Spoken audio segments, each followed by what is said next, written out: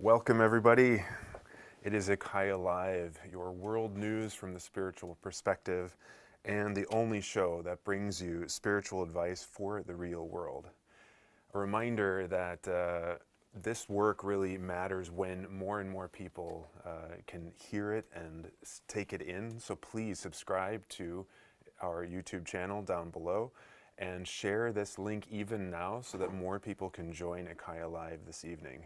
We're so happy to have you with us. We've got a really exciting and provoking discussion tonight that I think a lot of people have been looking forward to discussing this challenging but really interesting topic. So we're going to dive right in, and we introduce the topic with a specific personality who's out in the world making a huge impact, and his name is Andrew Tate. Many have heard his name, many have not. It depends really on how connected you are with that discussion of the role of men and women in our world and how that has been changing so much in the past decades, and especially in the past few years.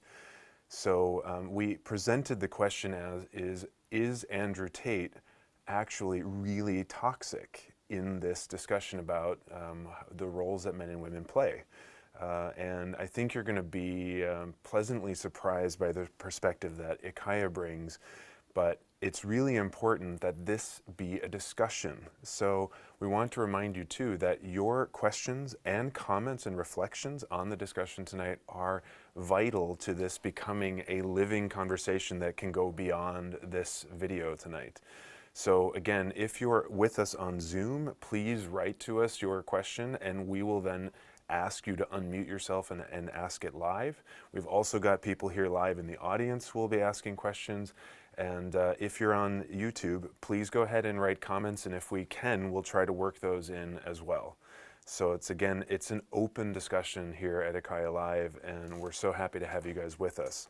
I think we're just going to jump right into the question that we've asked and let IKYA start us off. So IKYA, is Andrew Tate really toxic? I think it's important when we talk about people in general, there are two things that I would like for you to remember. Number one is that it's not really about any person, right? When we talk about someone like Andrew Tate or someone else, it's really about what they have become in the public space. And think of them more like Greek gods. In the old days, people would, make their gods based on the characteristics of whatever was going on in the collective consciousness. So when someone kind of rises to becoming a phenomenon, it's because it's already part of the collective consciousness. And the collective consciousness needs manifestations. It needs figures. It needs symbols. So it's not really about him. It's about what is within the collective consciousness. And number two, remember that when we talk about, especially, male, female stuff, it's easy to identify. Remember that you're not human, first of all. You're a spiritual being inhabiting a human body, which means that you incarnate as male, female, and everything in between in all sorts of life forms and places and dimensions. So when you choose your journey, it's that type of experience that you want. It doesn't mean that you're limited by it. It doesn't mean that this is who you are now. It's just, one little fun experience, and then you go on to the next one. But also, when you choose a certain body, it comes with certain programs and limitations, and we will kind of talk a little bit about that too. So when we talk back to Andrew Tate, it's not really about him as a person because he has his own journey, right? But as a symbol of something going on in the collective consciousness, I think it's important to look at it. It's quite interesting. And also for those of you who are here, our live audience, please join in, ask questions and comments and whatever you want. We have a microphone there, so grab it whenever you feel like it. Don't be polite, okay? It's when we look at this from like why this is happening, because I think that is the interesting starting point. Why are characters like Andrew Tate now becoming so popular? And he's becoming so big that he's being discussed in parliaments and school boards around the world. And that way of thinking and his message has a really impact on young men. So where is it coming from? Instead of talking about toxic masculinity, I would say that the world has become toxic to men. And the way, especially in the Western world, how we look at men. Remember that men, they represent most suicides. They have a shorter life expectancy. Boys and men are losers in school. They have poor health. Men have the most dangerous jobs. They are the ones dying, when at work. Men are killed in war. And to me, that's just, looking at what's happening in Ukraine, for instance. Women could have stepped up and become part of the military as much as men, but they've chosen not to. They let men do that job. And young men experience that being male is presented as something negative, right? That they're second-rate citizens and that they don't know how to navigate because the world is very complex. And finding the male role today is extremely difficult. And, when consciousness expands, because it is expanding also on this planet, what happens is that a large chunk of the population become afraid because karma speeds up. And when karma speeds up, we become more afraid, we become more stressed. When you look at the world today, everything is happening at the same time. And we are faced with so much, both in ourselves and in others. And it's very difficult to be human at this point. And what happens for most people is that we go into what we call the binary state. Now, the binary state means we go from complexity into a more black and white way of thinking. When you are afraid, everything becomes black and white. It's life or death, friend or enemy. Everything becomes very clear. So stress means that we in our minds are less able to handle complexity. We become more primitive. And this is also what we see in the world when it comes to polarization in general, is that it's difficult for humans to handle the level of complexity that we're currently experiencing. And it's very difficult to navigate a world where there are no clear rules. And the complexity means also that we're able to relate to things in more abstract ways. Now, when we go back in history, your gender and what you did, that was part of survival. If you were a woman, you would do certain things. If you were a man, you would do certain things that was necessary for survival. And that's a more binary way of thinking. Now, as you move past survival, and you don't have to relate to life and death, we can become more abstract. And it means we can start thinking in new ways. We can become more creative because what we think and what we feel and our creativity does not necessarily have to be interpreted or transformed into finding food or, killing animals or killing each other. We can just play around with things. And when that happens, the mind will open up and see new pathways, new ways of assembling information. And this is also what we see with this whole gender thing. It's increased complexity. It's removed from survival because it's only when a human feel removed from the struggle of survival that the mind opens up to the full complexity. And this is also why you see, a lot of these wokesters, they are normally middle class because they have lived good lives. They're safe, they've been protected by their parents, and they're not struggling for survival. So they've been groomed into not being binary in the way they think, so they can relate to complexity in themselves and the world, and they see it from that perspective. Well, when you experience maximum amount of fear and stress, you will become more binary. And this is also when you see people feeling disenfranchised. When they are afraid of everything that's happening in the world, they become more binary and they become more polarized.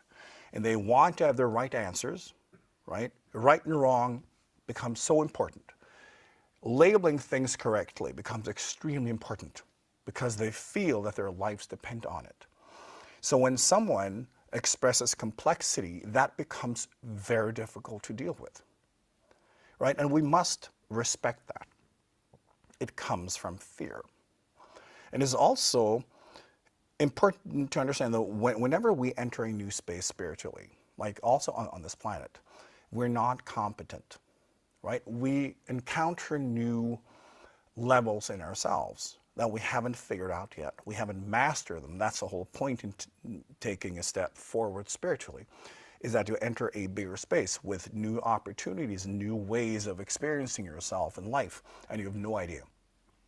And that also means that when we're faced with all of those new opportunities and life wants us to grow, the natural reaction is we start by becoming binary. Because then we can start sorting things, right? Not in a very sophisticated way, but just, okay, black and white, this or that. And we can start categorizing and understand things in our minds until we get house warm and we get comfortable. Then we can start playing with the more complex aspects of the space we're in. So when you think of all the expansions going on this planet and all the changes, it's natural that in all of these conflicts that we are facing within ourselves, that some individuals will experience the complexity, right? And they will play around with that. Some people will become extremely binary as the result of their fear. And when we as humans are starting to discover that I exist as me, that I cannot be characterized in a kind of binary way. I'm this or that. I will not be labeled by all ways of thinking. I can sense that inside of me there is something unique. We want to explore that, and we just feel that the old ways of how we define the human journey is simply not what we are looking for. We know that there is more. It's basically, if you experience the world in color and the world is telling you that it's black and white, going back to the old black and white TVs, and then people try to convince you, no, this is what reality is. Look at the screen. It's black and white. Can't you see it? And you look around, it's like, no, it's all colors. This is what's going on. So people who see color cannot be reduced to black and white, and people who see black and white don't understand colors. So this is often what we refer to also as the new and the old paradigm of the planet, where the old paradigm is the result of the evolution so far, and also the evolution of human civilization to this point. The new paradigm is the new level, the new step for humanity that opens up a whole new level of complexity. And of course, in introducing that new level, there will be all sorts of wonderful and funny conflicts that humans will have to figure out. And understanding themselves as humans and redefining the human journey and try to understand what does it mean when we incarnate into a body. That whole thing will have to be opened up. Now, when men are not able to find their way, they become more binary. And this is what people like Andrew Tate represents, right? It's that cliche version of how to be a man. Like, be rich, be dominant, and he has so many photos and videos. I'm not sure if you've seen a lot of them, but there's a lot of, being on his private plane, counting money while smoking a cigar and flashing his Rolex, right? It's that. And presenting that, then you're an alpha male.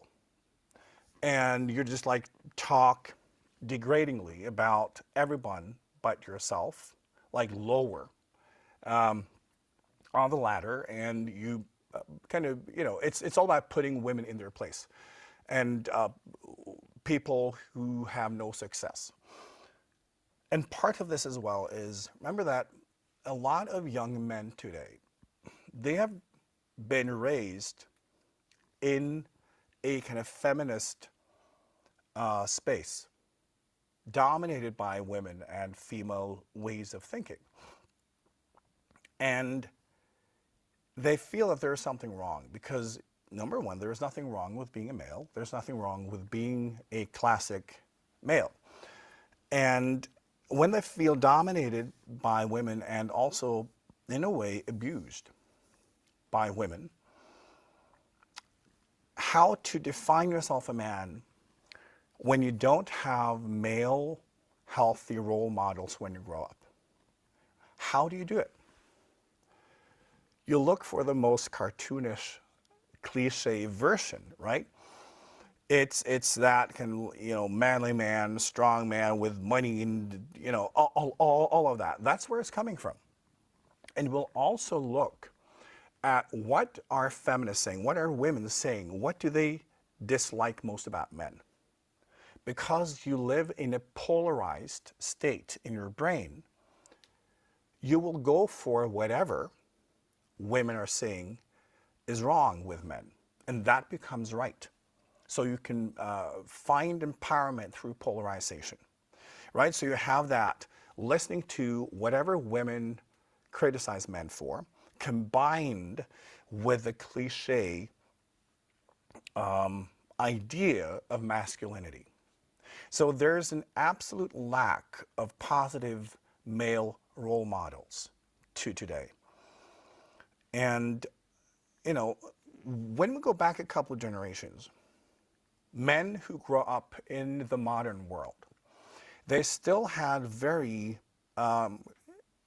classic men in their life. It could be like their granddads, even their dads who grew up in a different time, right? And then they grew up and could play and be immature and take whatever education they wanted and just, goof around and never really grow into an adult. And then they got kids with no ability then to teach their sons about what it means to be a man, right? They had that, but they could goof around. But when then the old generation died, there were no one, right? And this is where we are now. There are so many young men without any active, present, positive role models. So many men grow up in with a single mom, a divorced mom. And that's not a problem in itself, except it is, because men also need male presence, male energy, and all of that. So this is part of what we're seeing at this point, is that young men are starting to feel scared and stressed, and in that landscape they become more polarized, more binary, and they will look for this traditional, what they think is a traditional version of a man, which is really isn't. It's more that kind of cliche thing to identify with, and then they can feel strong. And part of it is from that position, they can then attack women, for instance, and put them in their place. Because when they've had to listen to women all their lives, and women have been telling them who they are and that men suck and all of that, they can turn that on its head and say that, like, women should not be allowed to speak. They should be at home, like cooking and having kids, and they should be put in their place. You feel very empowered by that. And a guy like Andrew Tate, that was his message from the very start, that women are basically worthless. You can respect them, but they have to respect, the man being the head of the family, like all of that. It's extremely empowering when you basically can legitimize the people that you have experienced having power over you, right? And then you become the powerful one. And then you walk around like this cliche male monster. And you feel good about yourself. And for many young men, they just want to feel powerful and good about themselves. So, that's just a start. Do you have any comments or questions? Yeah, from Yep. Zoom, there's a question and sort of reflection on the role of this polarization and balance in this discussion of masculinity, femininity, male and female, because, but there's two aspects. One is, it sounds like the way you're describing it, that where we're at is that we've lost the balance between the feminine and the masculine, and it's very feminine dominant for now, and then Andrew Tate and others like him represent sort of an attempt to, with exaggeration, balance it back out. But the second element of that is, you've taught before that the human brain genetically is quite binary. It wants to define the world into black and white, good and bad, and we see that in so many of the sort of issues of the day, race wars, drug wars, it's like, it's always one versus the other. And the question is like, as humans are moving toward this new paradigm, do we have to, do these spaces have to remain polarized and we just have to kind of deal with that? It's like, do we always have to find a balance between the black and white, or is there some other way to think about it or do it? It's basically the conflict between black and white that will force people to see color. But remember that when women were kind of allowed to vote, and gain more freedom and demanded to be treated like real humans, that was quite the process. And of course, what happens if we look at it, if you zoom out and you just look at it, when you then have half of the population feeling that they don't have access to power, and then they start gaining momentum, you will have that, pressure cooker phase where it will become a lot, right? And this is what we've seen, that in the beginning, when we look at the idea of feminism, it was always about bringing balance. It was bringing the feminine perspective, right? And bringing female values to the table and create harmony between the genders and the roles, and to have a better kind of power balance and all of that. When you look at modern feminism, what people don't like about it is it has become so extreme. And it's really about hating men, mostly. And for women to have power on, and just not really caring about balance. And it's natural because the pendulum swings, right? But what's good about it, what I absolutely love about that, is that men need to go through this process of redefining the male journey, because the world has changed, right? And men has just continued to go to work like nothing has happened, right? Women are better at reading the room, which is reading the planet, right? And understanding where we're at. And so they've gone into spirituality and self-growth work and all of these things, right? Men have been slow because they have to do it their own way. But with the aggressive feminism, it has ignited a process. And of course, what the collective male consciousness knows is basically male history, but the cliche version. So that's where you start. And that will have become quite extreme, right? Because again, the pendulum swings. But it's the ignition of this discussion, and men and young men discovering what it means to be a man. And first, we have to go into that phase and then see, nah, this is not really working, is it? Because there's a lack of empathy, and we can't all go around putting women in their place. Somebody got to be a dad. Somebody's got to be a husband.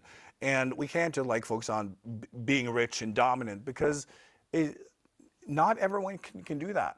We need to take care of each other. We need empathy. And then young men, over time, will have to discover that empathy and taking care of others, right? Compassion.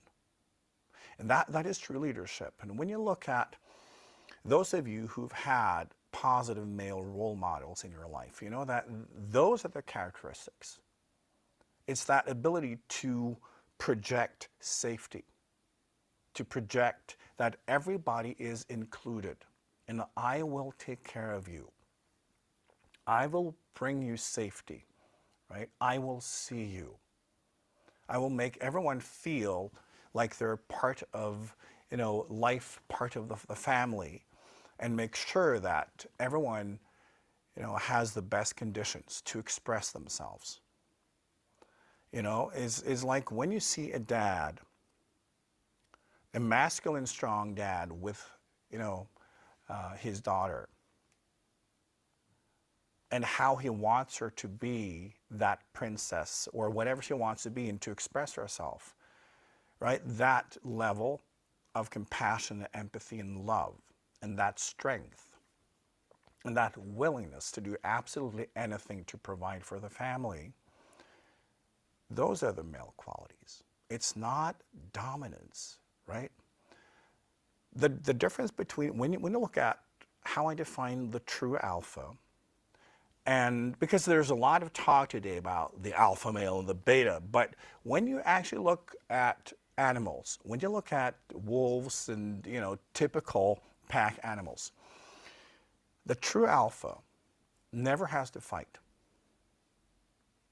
because he's so strong in himself that he doesn't have to.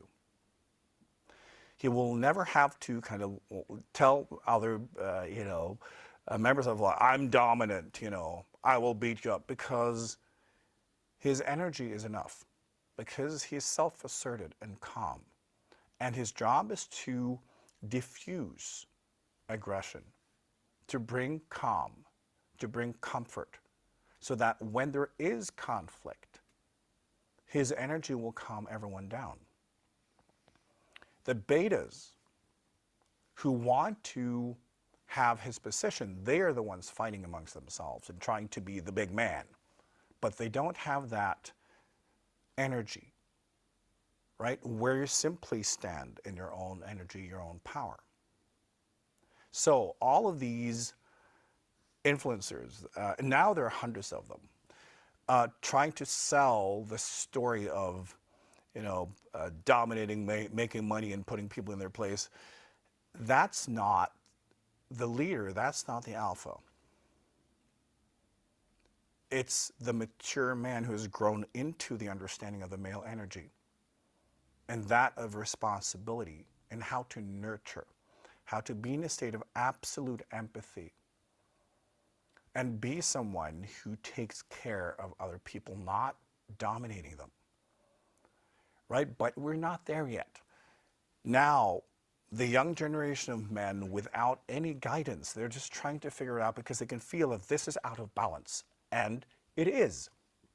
And that's a good thing because it means this process has finally been ignited. Remember that women, they've been on this journey now for almost 100 years, right?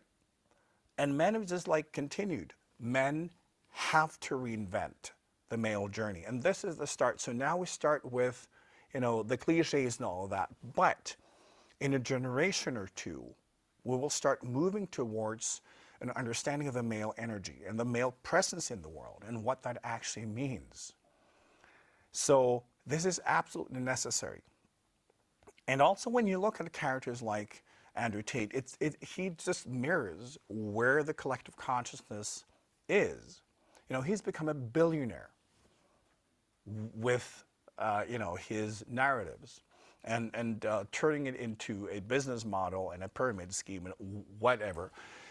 But it simply reflects understanding of what it means to be a male, right? So he reflects that and he embodies that. which is, you could say it's extremely immature. But he's living the dream and he's selling his message, but this is where we are, right? So it's more important to also figure out, we'll talk about that too, how to stimulate young men to grow beyond this level.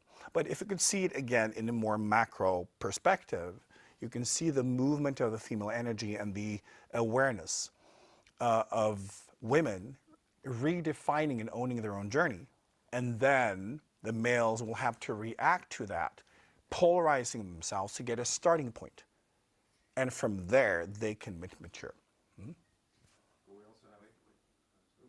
From YouTube, we also have a question that it seems that part of this like toxic masculine reaction is actually because the path of feminism maybe originated more from that trying to redefine roles and take their place and stuff, but then a lot of the expression became about power again and trying to almost be masculine in femininity.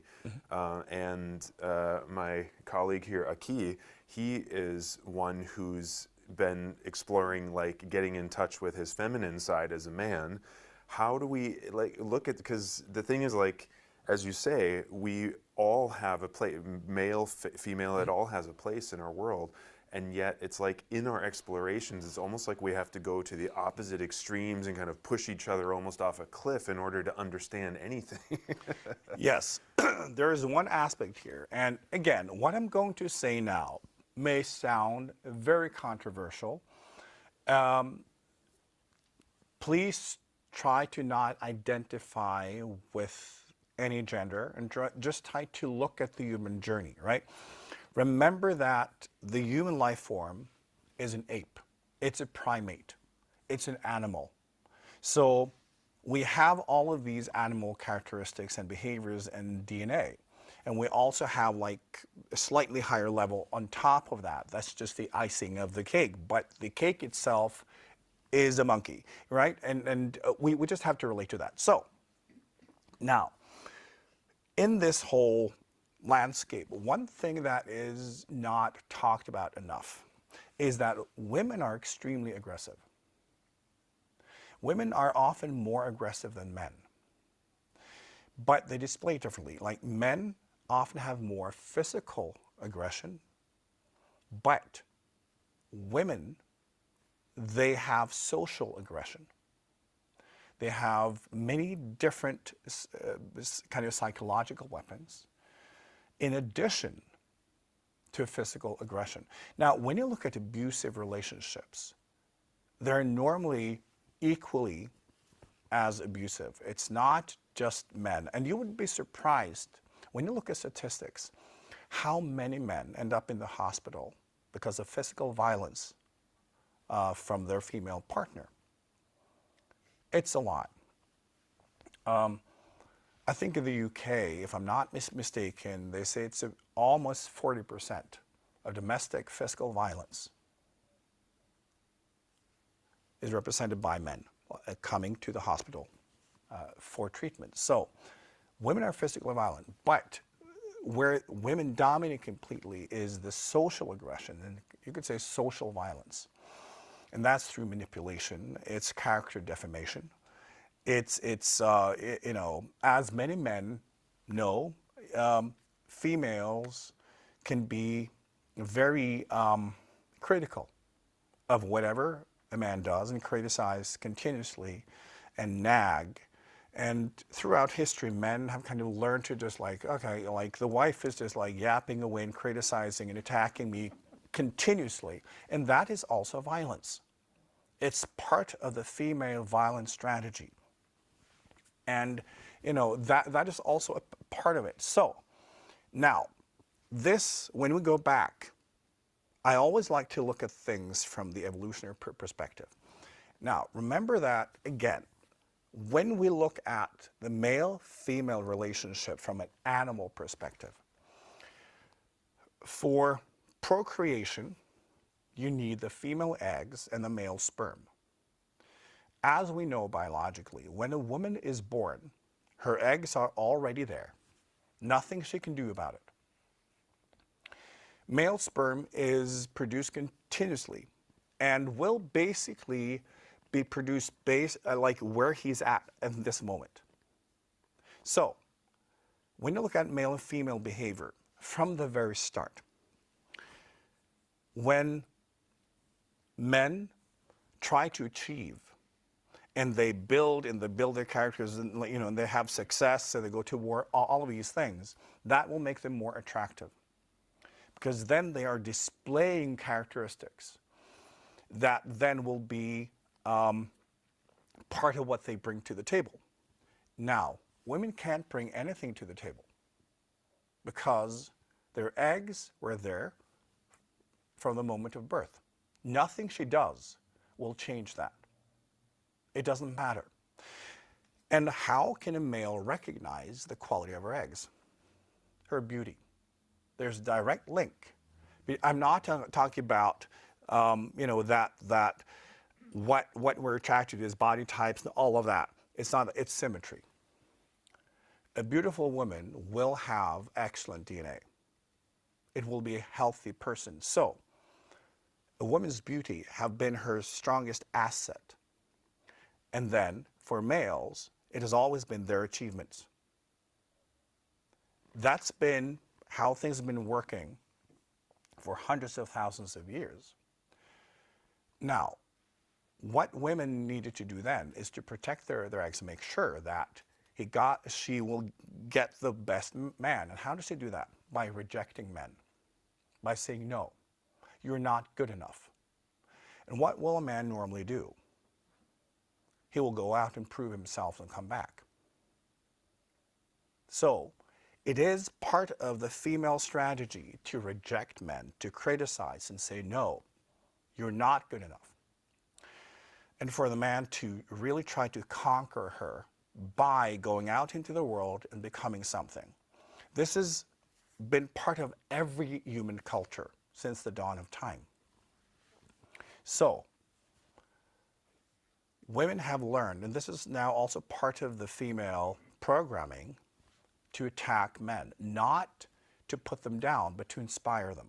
It's interesting, the male psychology is such that when a man is told that you're nothing, you're terrible, you're a zero, he can actually be inspired by that and say, no, I will fucking show you.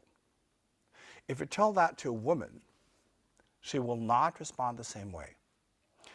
And remember back to biology, that her eggs can never be changed.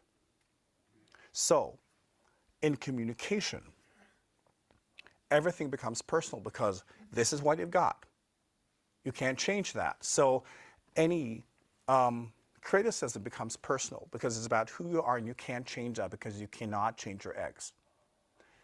Males can change. They can achieve.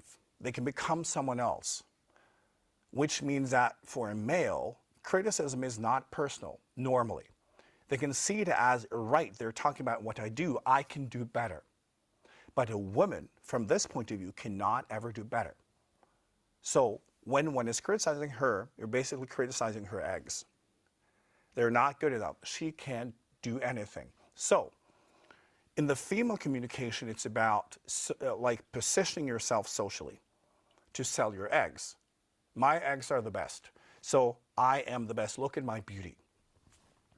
And then it's about positioning, and the competition with other women has been about positioning yourself and selling who you are. And when you look at the female landscape and female communication, female conflicts, it's always about that. Men, they compete to get to the top of the mountain. And it's not personal the same way. So you have this difference in communication where everything for a woman is personal. And for a man, nothing is personal because he can change. Again, we're being a little bit binary here, but to make it easier to kind of look at this, right? But of course, we're in a spectrum. But if you just look at this, and then for a woman to be programmed to reject a man. Now, what happened historically when women decided to go and get powerful? The need to criticize men did not stop. Remember that part of this game is women saying no and then men conquering them through achievement, which means no does not mean no, because that's part of the kind of modern discourse. And traditionally, and even today, no does not always mean no. Women are excellent at double communicating, like, oh, don't do it, you're so bad, stop it, that kind of thing. That is not a no, right? And women do this, men, so it's that. And women weaponize that. And it's basically to get men to perform better. So remember that men are then supposed to, as an ape, right? Not as a civilized being, but as an ape, to then control women and to not take no for a no. Because it simply means that when she rejects him, it's simply a higher mountain to climb, which means to get that female has more value. So it's a value game where women are trying to communicate their value, higher value, so they can get a high value man. Because a high value man will have a high value woman. And what determines high value is very different for the two genders as apes. So, again, when this game is disrupted, and men are told, no, you can't conquer us, you have to listen.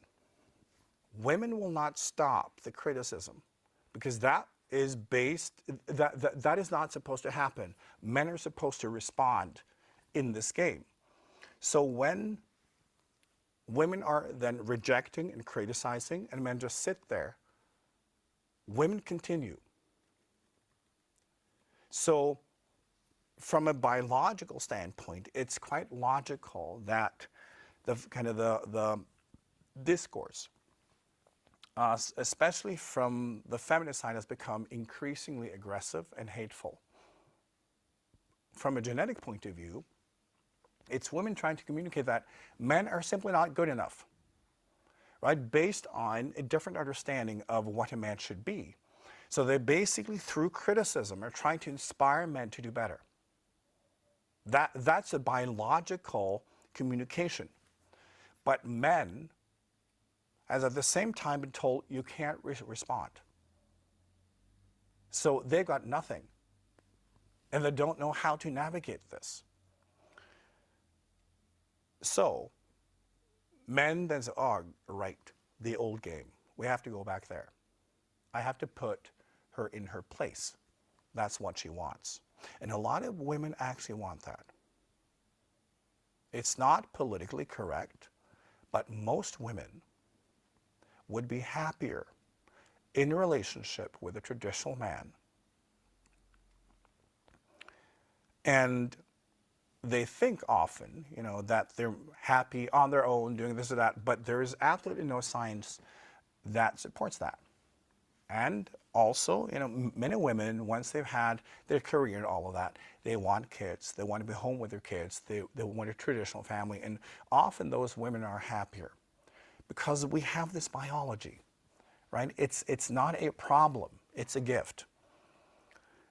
And a lot of women, when they don't have kids, become very unhappy. But many women also become extremely happy for not having kids because we're also moving on. It depends if you're able to handle complexity or not. Many are scared by complexity, including women. And it's a very challenging landscape. But again, always try to zoom out and look at it from an evolutionary point of view and also spiritually. So what is going on with this life form? Why do we incarnate into it? And how can we navigate to truly own our own journeys, no matter what it is? Mm-hmm. So from YouTube, we've got a question about, it seems like maybe at the heart of this, as we're moving toward the new paradigm, that a big challenge is that we're sort of, I think it was put, overestimating the difference between men and women, because we, as you said earlier, we are all on the spectrum, and then maybe those of us moving into the new paradigm are actually even more on that spectrum and not polarized, like I'm very male or I'm very female. So are we overestimating that difference, and then are we also then, in a way, overutilizing this aggression that each role has? I think that's an excellent comment, because when it comes to polarization, it's always based on the fantasies you have about people you really haven't met. Right? So when you look at, for instance, in the States now, the political situation that is extremely polarized. And when you go to the extreme right and the extreme left, they have the wildest ideas about who these people are, right? And they base their politics on that they're like, they're monster, they just want to destroy America, and they are, and they think the same thing. And if they didn't know about their politics and they would probably find they think and feel pretty similar about most things. Because after all, yes, we're human and we have the same needs, the same kind of experiences. We have variations, but we want the same thing. And it's also, when you look at human history, right, it's not like women have been oppressed for thousands of years. That's just a big lie, because we have needed each other, right? Not just male, female, but also the whole family. We've used to live in families, taking care of each other, where each person had responsibilities, because if that person did not fulfill his or her responsibilities, the whole thing will collapse. So you had all generations living together, male, female, whatever, working together, just doing the jobs that felt more natural based on different characteristics and strengths. So people have been collaborating, working together, and through that, you find what you're good at. And as a female, there are certain things that you will be better at than men. And it's natural that you take care of kids because you give birth, and men go out there and can do whatever they do. And that's been happening all over the world. It's been working together. And this is, when you look at evolution and theory of evolution, and I talk a lot about evolution and the theory of evolution in different ways, because I think it's so important that people study it and understand it. Also spiritually, there's so much we can learn from understanding how evolution actually works. But again, the main point of understanding evolution is collaboration. It's how, within a species, individuals work together, but also how they often collaborate with other species. The most successful life forms work together. So humans have always worked together, figured out how to make things better, that we're better together than by ourselves. So it's not like we've gone through history and everyone's been oppressed, and it's simply not true. So yes, when we create these polarized ways of looking at things, it's based on fantasy. It's based on again, back to cliches, and how we create stories about other people based on our own emotions and pains, right? Often, for instance, when you meet someone and that person provokes you in some way, instantly you will make up a story about, that person's personality and life, and that, oh, he's terrible and he's just like that, and your brain will create these stories just like that, and then you will look for the signs that you're right. Yeah, I knew it. Like, he's just like that, and I hate him, right? We do this all the time, and it's okay. But right, we're also doing this as a society, which means, for instance, racism, which is basically just, as we say that, when someone is different from us, it doesn't matter. It could be, in the old days, it was someone from the next village. He's a foreigner, we will kill him because it's not like us. And of course, when people have different color of skin, it's very easy to identify. We will attack anything that can be identified as out of the norm, right? And that could be if you look a certain way, if you behave a certain way, you've been weeded out. And we do that today. Still, within a society, people don't always feel free to express themselves. But that is changing. But in then meeting a broader spectrum of expressions, we're often provoked by our own genetics telling us that in the group, how I define society, which then is my village. And we all think the same way because I'm thinking that way, which means everyone else also think that way, or they should. And if they don't think like me, they should be weeded out. Because in my village, we all have to think the same because we need to take care of each other. So because the world is bigger, right, our brains will still create this sense of village. This is also why people are trying to find their own kind of tribes online. No matter what they're into, they will find people because we need that togetherness. But we in our brains, we're not advanced enough to live in huge civilizations, in huge cities. Because we start thinking that the way I think, that's the norm. And then we begin internally and subconsciously to attack anyone who display different characteristics. When we move from black and white to color TV, we start recognizing, oh, there's infinite room for everyone to express themselves. Wow, that's wonderful. You want more color. You want more variation. You want more unique expressions. So once you embrace a world of color, you will want more of that, not less.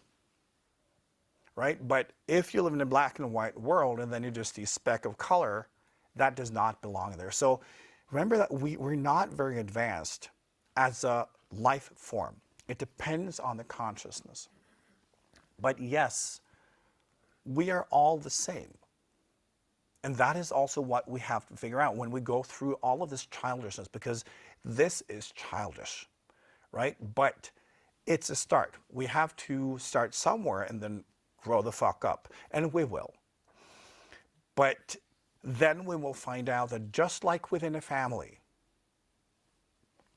you have male, female, or whatever, and kids, and yeah, there are no conflicts based on gender, on who you are as male. Like, we work together and at work. So it's this idea that we get based on our own pain and how we then polarize ourselves, and then we create the, us versus them thing. But in the binary brain, that's a logical thing to do. You have to figure out either, you're a friend or an enemy, right? You're good or bad. It's right or wrong. And of course, I'm right, so it means that you are wrong. It's just that. And it's a sign that we are experiencing severe stress around understanding our own journeys. We will figure it out. We've got a great question from Elizabeth on Zoom, and she's wondering, is there any significance to the fact that a rather young child, Greta Thunberg, was one of the other influencers in the world who was responsible for kind of unveiling Andrew Tate's toxicity, to put it that way, or kind of pointing it out, pointing at him. And related to that is a question we're super curious to hear. Is Andrew Tate or Greta Thunberg, both of them or neither of them, are they of the new paradigm or of the old paradigm? Right. Now, when you're able to master something, you're always above it.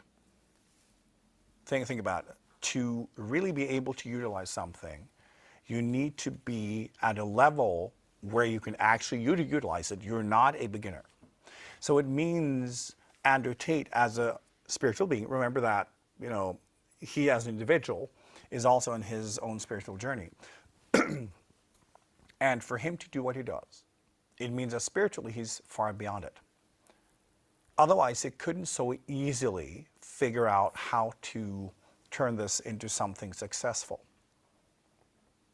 So he spiritually is playing out a role to mirror this process, which means it's far beyond it spiritually. So yes, it's definitely part of the new paradigm, because this is often what than people do. It doesn't mean that they always go around, and hand out flowers. It's about lifting the consciousness. And what he does, strangely enough, you might say, is he is igniting a process that will in turn lift the consciousness among men, because they so efficiently mirroring the lack of male competence, and he's embodying that and becoming a Greek god of that. But the way he so masterfully plays this part means that he spiritually is far beyond that level. And, Greta Thunberg, she's also doing her thing. I think, yes, they represent different perspectives.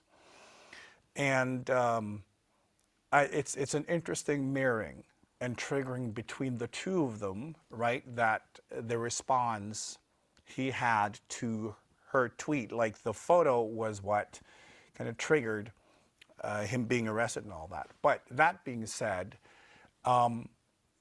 this was not a kind of random thing. He's been under investigation for a very long time for various reasons. And you can also understand that a lot of people want to see him gone.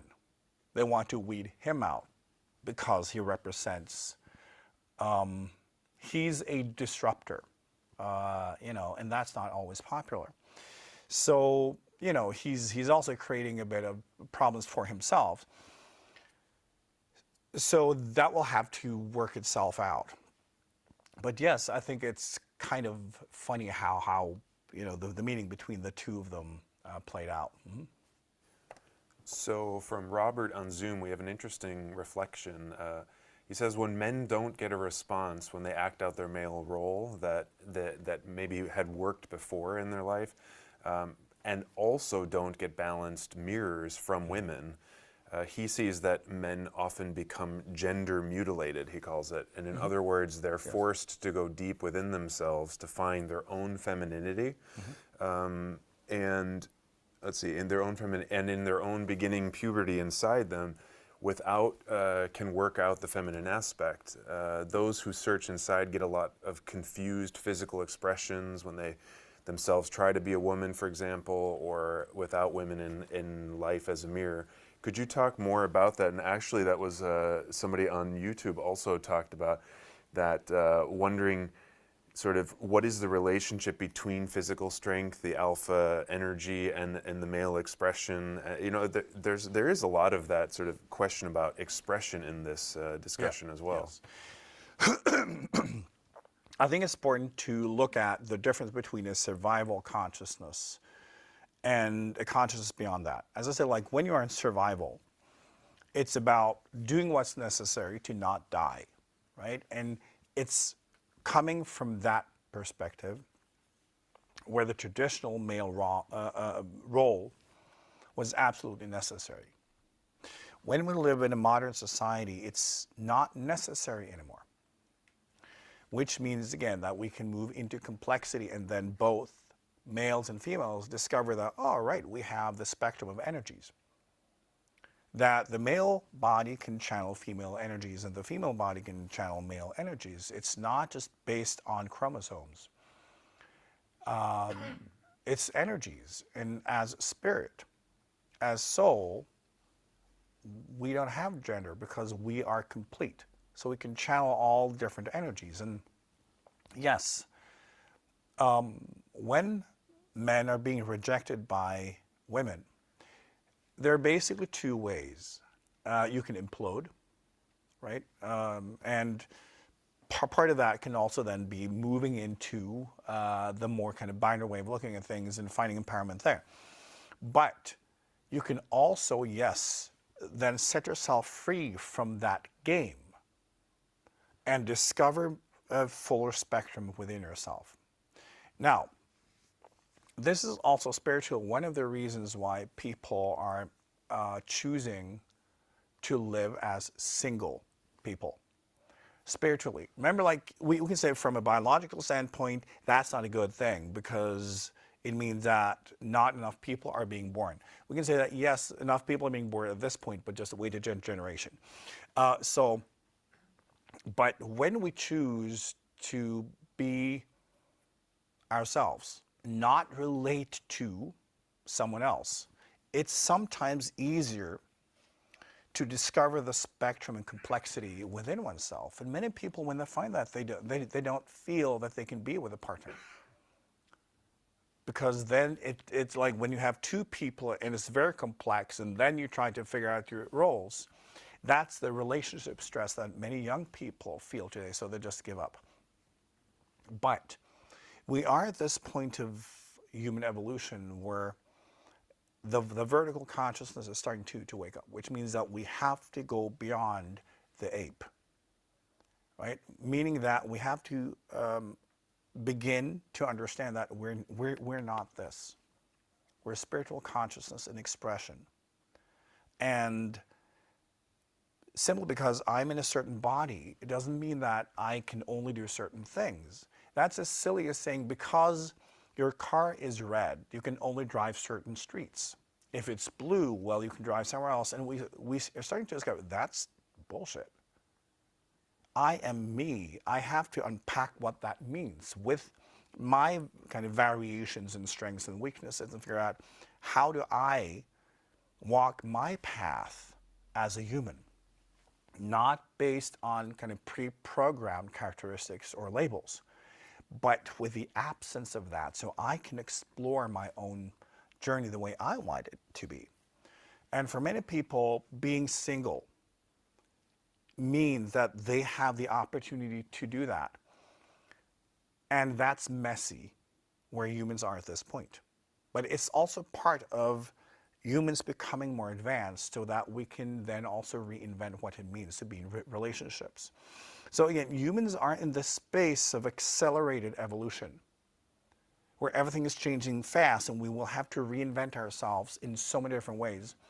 Also because if we don't, this planet is fucked. The current human will destroy everything, will destroy the civilization, will destroy itself. So part of everything happening is that humans simply have to become more advanced. So all these things happening are triggering so many different types of processes where it will become more about who you are as a being, because you have to reflect. Not only you, but we have to go from a society where people just live and do stuff and go home and watch TV and go to bed and then they do it all again tomorrow. We have to connect. We have to wake up. We have to reflect. We have to become aware of ourselves and our own journeys and other people's journeys, and we need to become better. Everything happening is about that, because this is how we move into a collective human journey that is both sustainable and that will heal not only the planet but also ourselves. So just look at everything that's happening that is basically breaking up everything traditional.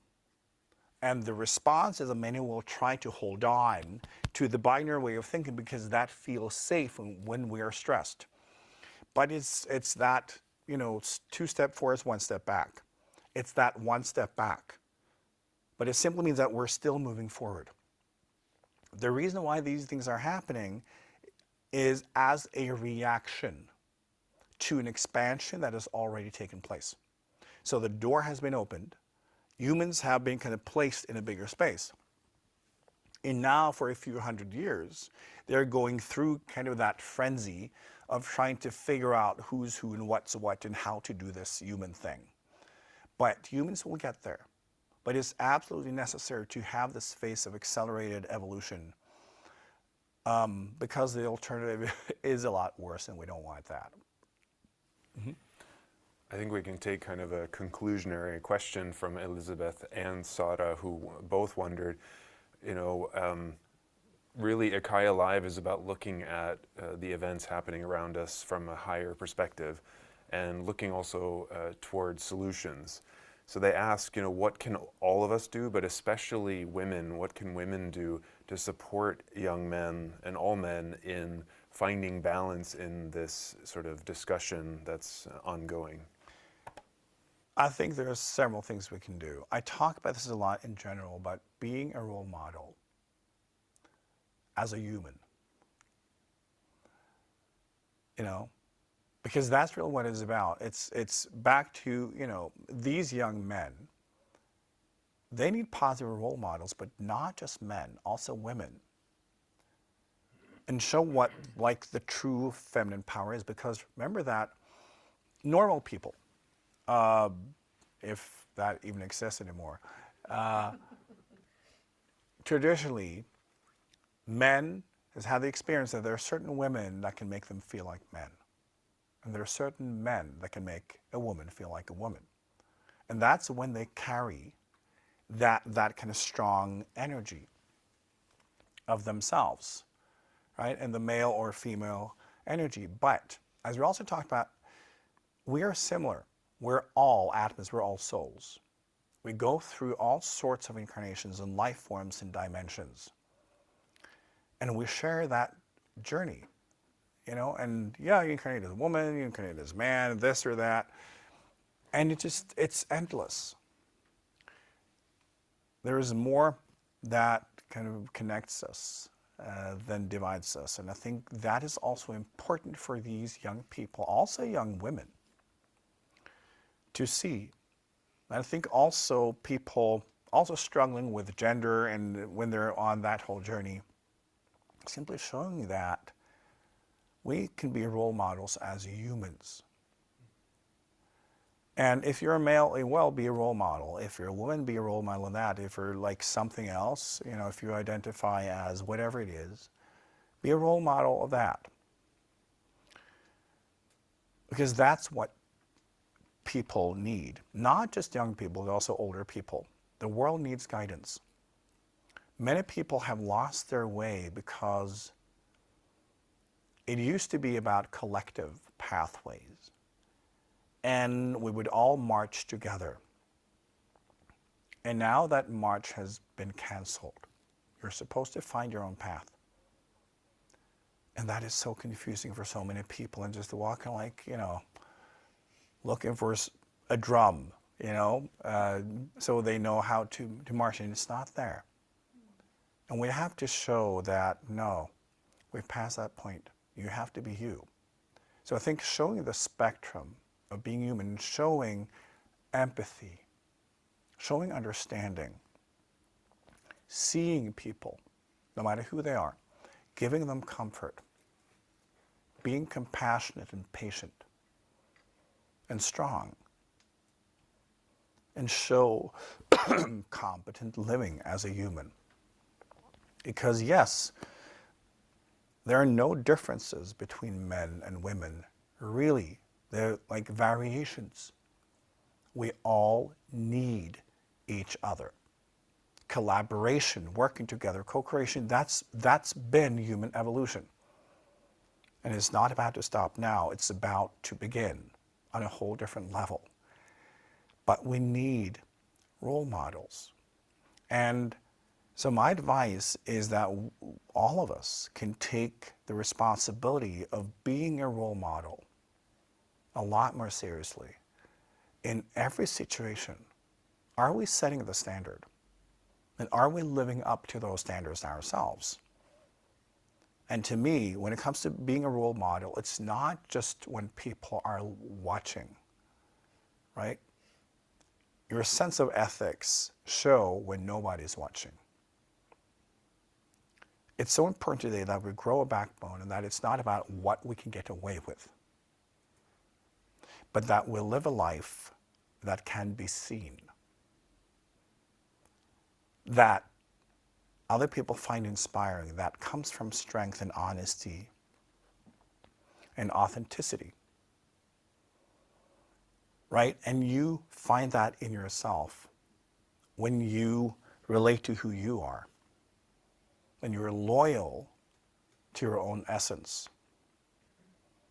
Because that's where strength is coming from. It's not by copying other people, it's by being authentic. And when you see authentic men and women together, that strength of authenticity is much stronger than the difference between genders, right? Because that is true leadership, it's true strength. And that's what we need to show. I think also back to young people. They're exposed to so many weak people. When their teachers are confused, their parents are confused, everyone's confused. No one can guide them. Throughout history, the older generations used to guide the young ones because, when you lived on a farm, Grandpa knew how to do things and you would just learn and do the same, and then you would teach your kids. Now, every year the planet is different, right? So what we knew last year is worthless this year. It's very difficult to guide anyone based on what we do. So it has to be about who we are. And this is a great shift, because on the farm it was all about what you did, right? And doing it right. When it's about who we are, we have to be authentic. We have to be true. And we have to show that, because although your uniqueness is, it's unique to you, your path belongs to you, the principle of uniqueness, the principle of being authentic, that's what can be learned. And for people to find their own path, find their own essence, and learn how to express that in an ever-changing world. Because then we're also in a state of empathy beyond gender. Because, this whole complexity of gender, it's here to stay. Complexity of being human and the different human journeys is here to stay. The binary way of thinking is dying. And people are scared. But it's just like, when we move from black and white TV to color, there's no way back. And we don't want to go back. So it is with every step forward spiritually. It always turns out to be better for everyone. Everyone getting more opportunities and becoming themselves. And look at human history. It always gets better. Always. We can say, oh, it's going to help. No, it's not. When you look at history, that's the one thing you can clearly see and clearly say. Everything always gets better. It might go back and forth, but when you look at the longer lines, it always gets better. And so it is with this. So Andrew Tate and his peers, they represent a certain phase of male awakening. And then it will become mature. And then men will also understand how to be men in the world that we're moving into, not the world that we're leaving behind. And that is why also he's doing an important job. And try to watch it. Him and, again, his peers with love and with empathy and understanding that, yeah, males need to rediscover themselves. They need to reinvent. And if you're a woman and you feel that you connect with female energy, that can make a man feel like a man. But your maturity as a woman will define how he will define himself as a man based on that mirror, right? If you're an immature woman, he will feel like an immature man. And the same thing, if you're a man in your masculine energy, that can make a young woman connect with her more mature female energy. So when you look at Andrew Tate, he's a role model, but he's a role model for immaturity and of a vulgar version of man. So be a role model for higher consciousness and take it seriously. How we conduct ourselves is important, because that's the proof of the pudding, right? As in, like, it doesn't matter what practices you have if your behaviors don't show it. And this is the responsibility we have as people on spiritual paths. We have to show how it's done. We are the ones kind of, carrying the flag, we have to show the way forward. So conduct yourself based on your best ethics, on your best essence, and try to guide, try to lead by example. Because there is no more kind of powerful guidance than leading by example. So we have to be authentic, we have to be true, and we have to do the work. It's that simple. Thank you so much, IKYA. Thank you all for joining us. And just a reminder that one way to be a role model is to take responsibility for these teachings and for making them available. And there are lots of ways you can do that. One is by liking this episode of IKYA Live, subscribing to our YouTube channel, joining us on social media, Instagram, TikTok, Facebook at ikya.official. Go to our homepage, ikya.org, and sign up for the newsletter if you haven't. But perhaps most importantly is to share all of this with others. And it's easy to share a link. What's not as easy is to sit down with someone and watch the video with them and talk with them about it.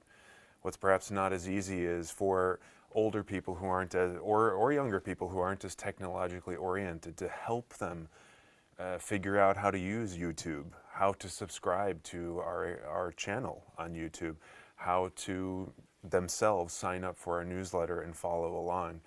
All of those things are part, in my mind at least, of being that role model and acting from a more spiritual perspective. So we invite you to do all of those things and to join us again next Monday at 7 o'clock Oslo time for IKYA Live.